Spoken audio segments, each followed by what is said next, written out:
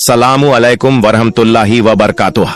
प्यारे दोस्तों, उम्मीद करता हूं कि आप लोग खैरियत से होंगे। आज हम आपको सुनाने जा रहे हैं सैयदुना शेख अब्दुल कादिर जिलानी रहमतुल्लाह अलैह और एक बड़े से दस्तरखान पर हलवा और शहद आने का वाकया। आइए आपको सुनाते हैं फिर से एक और रूह को जगमगाने वाला, दिल को छू जाने वाला वाकया। आला मुफ्ती ए आजम, आलिमों के आलिम, पीरों के पीर, अल्लाह सुब्हानहू ताला के महबूब वली, सैयदुल औलिया हजरत पीराने पीर, रोशन जमीर, कुतबे रब्बानी, शाह ए लामकानी सैयदुना शेख अब्दुल कादिर जिलानी रहमतुल्लाह अलैह की शोहरत तो पूरे बगदाद शरीफ में थी ही। आप रहमतुल्लाह अलैह के इल्म और मर्तबा को सभी जानते थे, लेकिन कुछ लोग ऐसे थे जिन्होंने आपकी शख्सियत के बारे में सिर्फ सुना था, लेकिन अब तक आपको देखा नहीं था। एक बार का जिक्र है कि दो आदमी जिन्होंने हज बैतुल्लाह की नियत की और हज के सफर पर रवाना हो गए, कई दिन हिजाज मुकद्दस यानी मक्का शरीफ में गुजार कर अब वे सोचने लगे कि हमें यहां से कहां जाना चाहिए। तो एक साथी ने कहा, चलो हम बगदाद शरीफ की तरफ चलते हैं। दूसरे ने जवाब दिया, वहां तो हमारा कोई जानने वाला नहीं है, तो हम वहां किसके पास ठहरेंगे? पहला साथी बोला, अल्लाह पाक की जमीन है, हम वहां जाएंगे तो देखते हैं कि हमें कौन मेहमान बनाता है और कौन हमारी खिदमत करता है।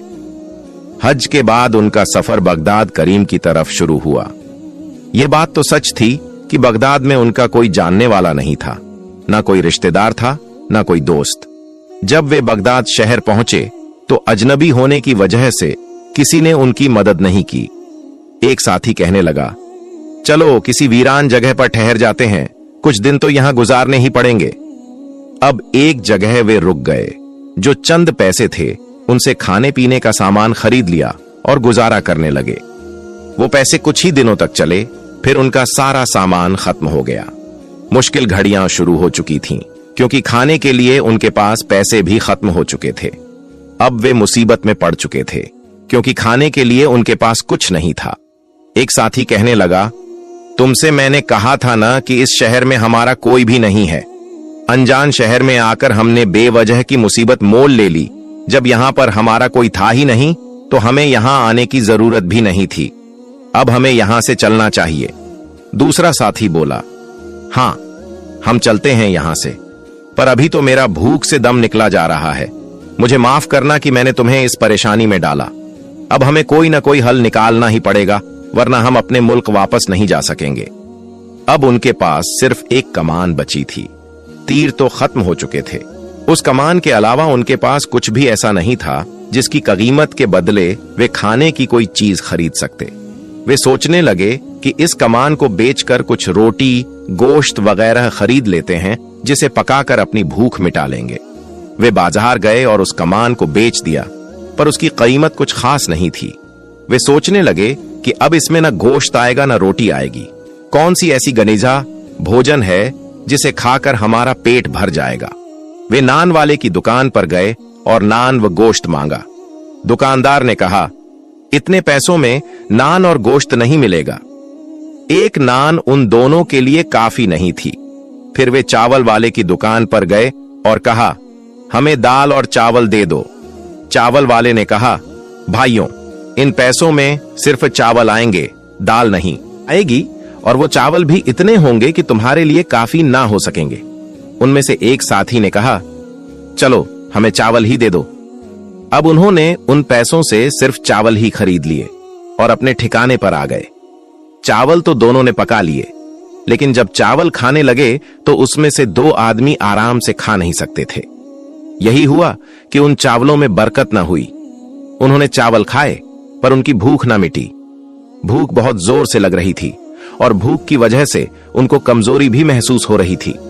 अब उनके पास कोई भी ऐसी चीज नहीं बची थी जिसे बेचकर वे कोई और खाने का सामान खरीद सकते। वो परेशान बैठे हुए थे कि एक साथी कहने लगा, मेरे भाई यह तो वीरान जगह है, इस जगह पर तो कोई हमारी मदद करने वाला भी नहीं है। क्यों ना हम फिर से बगदाद शहर की तरफ जाएं? हो सकता है कि अल्लाह का कोई नेक बंदा इस बार हमारी मदद कर दे, हमारे काम आ जाए और हमारे पेट को भर दे। अब वो लोग पैदल चलते चलते बगदाद शहर में पहुंचे। हर कोई उन्हें नजरअंदाज करके आगे बढ़ता चला जा रहा था। ऐसा लग रहा था कि यहाँ कोई ऐसा है ही नहीं जो किसी की मदद करता हो। ना ही हमारी भूख खत्म होगी। ये कहकर उनकी आंखों में आंसू आ गए। अभी वे लोग रो ही रहे थे कि एक राह चलते आदमी ने उन्हें इस तरह देखा और कहा, तुम लोग लगता है इस शहर में अजनबी हो, क्या हुआ? तुम लोग रो क्यों रहे हो, परेशान क्यों हो? तो वो कहने लगे, हम लोग हज बैतुल्लाह करके यहां आए हैं। हमें यहां पर कुछ काम था। सोचा था कि जो थोड़े बहुत पैसे हमारे पास हैं वो हमारे लिए काफी हो जाएंगे, लेकिन उन पैसों से हमने खाने पीने का सामान खरीद लिया। हम यहाँ एक सुनसान जगह पर ठहरे हुए हैं और वहीं पर हम अपने लिए खाना भी बना रहे थे, पर अब हमारे पास पैसे खत्म हो गए हैं और बिना पैसे के हम खाने की कोई चीज खरीद भी नहीं सकते। मेरे साथी को बहुत भूख लगी है और मुझे भी भूख से चक्कर आ रहे हैं, पर कोई पूछने वाला नहीं है। यहां पर हम किसी को जानते नहीं, न ही कोई हमारा करीबी है। वह आदमी कहने लगा, क्या तुम्हारे पास कोई ऐसी चीज है जिसे बेचकर तुम लोग खाने का सामान खरीद लो? तो उनमें से एक साथी ने कहा, हमारे पास आखिरी चीज बस कमान ही बची थी। हमने उस कमान को बेचकर चावल खरीद लिए, पर चावल खाने के बाद भी हमारी भूख खत्म ना हुई। हमें बहुत भूख लग रही है। हमें अफसोस है कि हम गलत जगह पर आ गए। हमने सोचा था कि यह तो सब अल्लाह की जमीन है और यहाँ पर दुखी इंसानियत की खिदमत करने वाले भी होंगे जो हमें मेहमान समझेंगे, लेकिन लगता है कि यहाँ पर किसी के दिल में हमारे लिए कोई नरमी नहीं। यहाँ इंसान कोई है ही नहीं। उन लोगों की बात सुनकर उस आदमी ने चौंक कर कहा, तुम लोग क्या गौसे आजम रहमतुल्लाह अलैह के बारे में नहीं जानते? वो कहने लगे, नाम तो हमने सुना है, लेकिन क्यों? क्या वो सबकी मदद करते हैं? तो वो आदमी बोला, बेशक वो सबकी मदद करते हैं और उनके अलावा यहां कोई इतना सखी यानी दरिया दिल है भी नहीं, यानी लुटाने वाला भी नहीं है। तुम इंसानियत की बात करते हो, वो सबसे प्यारे इंसान हैं। सब लोग उनके फैज और बरकत से माला माल होते हैं और सबसे बढ़कर यह कि वो सबको खिलाते पिलाते हैं। तुम्हारी इस परेशानी का हल सिवाय उनके किसी के पास नहीं है। मैं तुम्हें क्या बताऊं उनके बारे में। सैयदुना शेख अब्दुल कादिर जीलानी गौस ए आजम रहमतुल्लाह अलैह दुनिया के सरदारों में सबसे अलग हैं। वो चमकते हुए सूरज की तरह हैं और औलिया अल्लाह में सबसे बड़े हैं। उनकी शोहरत हर जगह फैली हुई है। अल्लाह की तरफ से वो हम सबके लिए एक हदीना यानी तोहफा है और वह शख्स निहायत खुशकिस्मत है जिसने आप रहमतुल्लाह अलैह को देखा। वो शख्स हमेशा शाद और खुशहाल रहेगा। जिसने आप रहमतुल्लाह अलैह की सोहबत इख्तियार की, वो शख्स हमेशा मंजिल को पहुंचेगा। जो भी आपके पास आया और आपके पास आकर उसने फैज पाया, वो कामयाब हुआ। मुझे यह सुनकर बहुत दुख हुआ कि उनके शहर में आकर तुमने यह कैसे सोच लिया कि यहां कोई तुम पर रहम करने वाला नहीं है। यहां तो मखलूक पर रहम करने के लिए अल्लाह ने अपने मौजा और बड़े वली को भेजा हुआ है। उनकी यहां मजलिस लगती है और मजलिस में हजारों लोग होते हैं। उनके बड़े बड़े दस्तरखान भी लगते हैं जहां से हर कोई पेट भरकर उठता है। जितना वह खिलाते हैं उतना यहां कोई नहीं खिला सकता। लगता है तुम लोगों ने उनके बारे में मुकम्मल नहीं सुना, वरना इस तरह न रोते और न मायूसी का शिकार होते और अब तक ख्वार भी न हो रहे होते, बल्कि उनकी महफिल में पहुंच चुके होते। मुझे यह जानकर बहुत रंज हुआ कि उनके बगदाद शहर में आकर तुम लोगों को मायूसी मिली। अगर तुम लोग मुझे पहले मिल गए होते तो मैं तुम्हें उनके बारे में तभी बता देता कि सबसे पहले तुम्हें सैयदना अब्दुल कादिर जीलानी रहमतुल्लाह अलैह की मजलिस में जाना चाहिए। उनके पास जाकर तुम वो पालोगे जो कभी नहीं पाया। जब तुम उन्हें अपनी परेशानी बताओगे तो वो जान लेंगे और तुम्हारी परेशानी को मिनटों में खत्म कर देंगे। इस तरह उस आदमी ने हजरत रहमतुल्लाह अलैह की बहुत तारीफें की। तब वो दोनों सोचने लगे कि क्यों ना हम शेख अब्दुल कादिर जीलानी रहमतुल्लाह अलैह को आजमा कर देखें। ये आदमी कहता है कि वे सब कुछ समझ लेते हैं, तो हम भी देखते हैं कि वो हमारी बात को कैसे समझते हैं। यही सोचकर वे दरबार कादरिया दरबार गौसिया पहुंचे। जब वो हजरत रहमतुल्लाह अलैह की महफिल में पहुंचे तो आप कोई बयान फरमा रहे थे। आपके कलाम को सुनने के लिए वो भी वहीं बैठ गए। वहां भारी भीड़ लगी हुई थी और लोग बड़े अदब के साथ आपका बयान सुन रहे थे। क्या पुरअसर कलाम था, क्या बयान था। क्या खूबसूरत अरबी लहजा था। ये देखकर वो कहने लगे कि ये तो बगदाद के रहने वाले हैं, यानी अजमी हैं, लेकिन इनकी अरबी कितनी प्यारी है, इनका अंदाज़े बयान कितना खूबसूरत है। उसे सुनकर वो दोनों हैरान रह गए। वो तो किसी और काम से आए थे, लेकिन हजरत के बयान को सुनकर वे यह भी भूल गए कि वो भूखे हैं। जब हजरत रहमतुल्लाह अलैह ने उन दो अजनबियों को दरबार में देखा तो आपने अपना कलाम बीच में रोक दिया और बिना उनसे बातचीत किए, यानी बिना कुछ भी पूछे, आपने वो बात कह दी जिससे उनके मुंह खुले के खुले रह गए। आप रहमतुल्लाह अलैह ने फरमाया, हाजिरीन मजलिस, हिजाज मुकद्दस से कुछ मेहमान आए हैं, यानी मक्का शरीफ से कुछ मेहमान आए हैं। इनके पास एक कमान थी जिसे बेचकर इन्होंने चावल खरीदे, लेकिन उस चावल को खाकर न इनका पेट भरा और न इन्हें मजा आया। अब ये चाहते हैं कि इन्हें अच्छा खाना खिलाया जाए। वो दोनों हैरान और परेशान रह गए कि हमने अभी तक अपनी दिल की बात इनसे कही नहीं, हम अब तक इनसे मिले भी नहीं, और ये हमारे बारे में सब कुछ कैसे जान गए, यानी वह आदमी सच कह रहा था।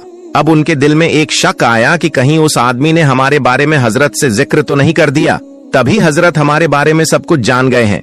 अभी वे आपस में बात कर ही रहे थे कि सैयदना शेख अब्दुल कादिर जीलानी रहमतुल्लाह अलैह, जो कि उनसे बहुत फासले पर बैठे हुए थे, इतने दूर कि अगर कोई आम इंसान होता तो उसे उनकी बातचीत सुनाई भी नहीं देती, लेकिन आप तो अल्लाह के करम से ऐसी नजर रखने वाले थे कि लोगों के दिलों के हालात भी जान लेते थे। गौसुल आजम रहमतुल्लाह अलैह उन दोनों के चेहरे पड़ रहे थे। आपने कहा, उस आदमी ने मुझसे कुछ नहीं कहा। हाँ, वो हमारा मुरीद है, हाँ, वो इस मजलिस में आता है, लेकिन आज वह यहां नहीं आया। मैं सब जानता हूं जो कुछ तुम सोच रहे हो। तुम लोगों को भूख लगी है और यहां पर दस्तरखान लगवाया जाएगा, लेकिन उससे पहले यह महफिल खत्म होने दो। उनकी जुबान बंद हो चुकी थी।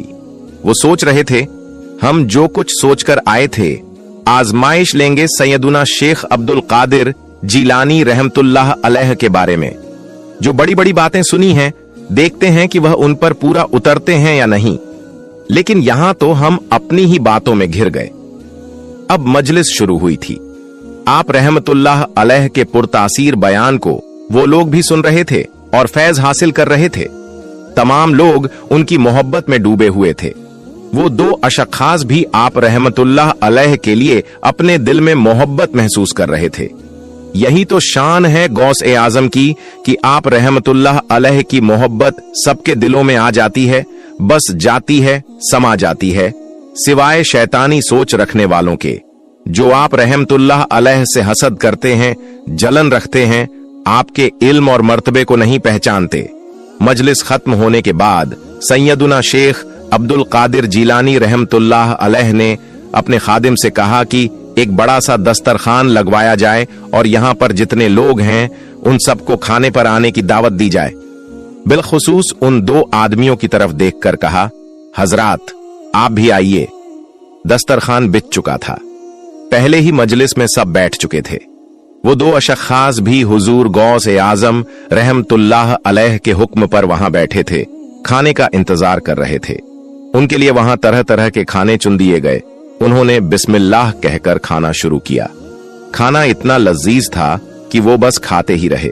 उनका पेट भरता गया और आज तो खाने में वो लुत्फ आया जो पहले कभी नहीं आया था। जो भूख थी वो मिट गई। वे कितने दिनों से बगदाद शहर में ठहरे हुए थे और उनके दिल में यह दुख आ चुका था कि क्या इस शहर में किसी के दिल में इंसानियत नहीं? यहां कोई मेहमान नवाजी करना जानता नहीं? क्या यहां कोई ऐसा इंसान नहीं होगा जो हर वक्त दस्तरखान लगवाता हो, जहां बगदाद के रहने वाले हमेशा खाना खाते रहें? लेकिन आज की दावत से वो लोग ऐसा मजा पा गए कि ऐसा स्वादिष्ट खाना उन्होंने आज तक नहीं खाया था। उनका हाथ रुक ही नहीं रहा था। उनका दिल नहीं कर रहा था